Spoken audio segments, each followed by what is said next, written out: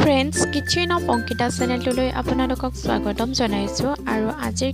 ৰেচিপিটোৰ কাৰণে এনেদৰে কেৰাহীখন পাতি লৈছোঁ আৰু ইয়াত দিছোঁ মিঠাতেল আৰু দিছোঁ আলু কেইপিচমান এনেদৰে ফ্ৰাই কৰি ল'ম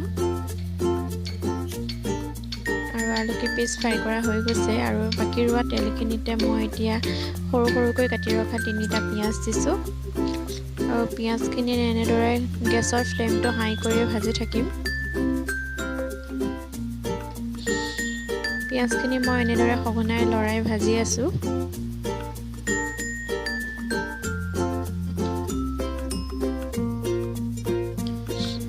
আৰু এতিয়া পিঁয়াজখিনি অলপ ৰঙচুৱা হৈছে আৰু এটা বিলাহী মই কাটি ৰখা বিলাহীটো মই ইয়াতে দি দিছোঁ আৰু বিলাহীটো দি এনেদৰে ভালকৈ লৰাই ল'ম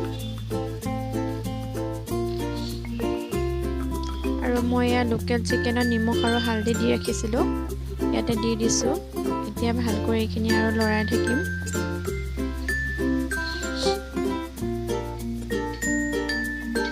আৰু শুকান গোটা জিৰা মই পিচি ৰাখিছিলোঁ সেইখিনি দি দিছোঁ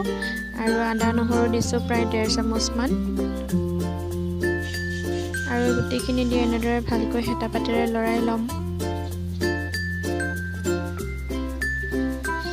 আৰু ফ্ৰাই কৰি ৰখা আলু কেইপিচো ইয়াতে মই দি দিছোঁ আৰু গোটেইখিনি লৰাই এনেকৈ ঢাকনখন লগাই ৰাখি থৈছোঁ আৰু ঢাকনখন মেলি এতিয়া অকণ সময় লৰাই দিছোঁ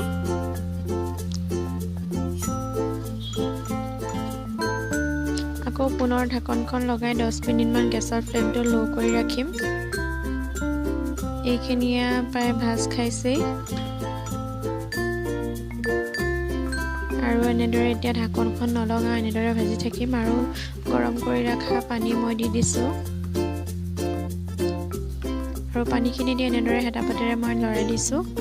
আকৌ অকণমান সময় ঢাকনখন লগাই উতলিবলৈ দিছোঁ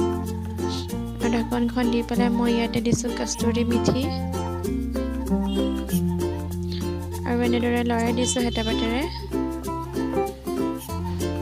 আৰু লং ইলাইচি দালচেনি মই পিচি ৰাখিছিলোঁ সেইখিনি মই ইয়াতে দি দিছোঁ আৰু আজিৰ ৰেচিপিটো চাই যদি আপোনালোকে ভাল পাইছে তেনেহ'লে মোৰ চেনেলটো ছাবস্ক্ৰাইব কৰিবলৈ নাপাহৰিব আৰু সৰু সৰুকৈ মই ইয়াতে জলকীয়া কাটি ৰাখিছিলোঁ জলকীয়াখিনি এতিয়া ইয়াতে দি দিছোঁ আৰু আজিৰ লোকেল চিকেনৰ ৰেচিপি এতিয়া ৰেডি। আকৌ লগ পাম নতুন এটা ভিডিঅ'ৰ সৈতে। আজিলৈ ইমানতে ভিডিঅ'টো সামৰি মাৰিছোঁ।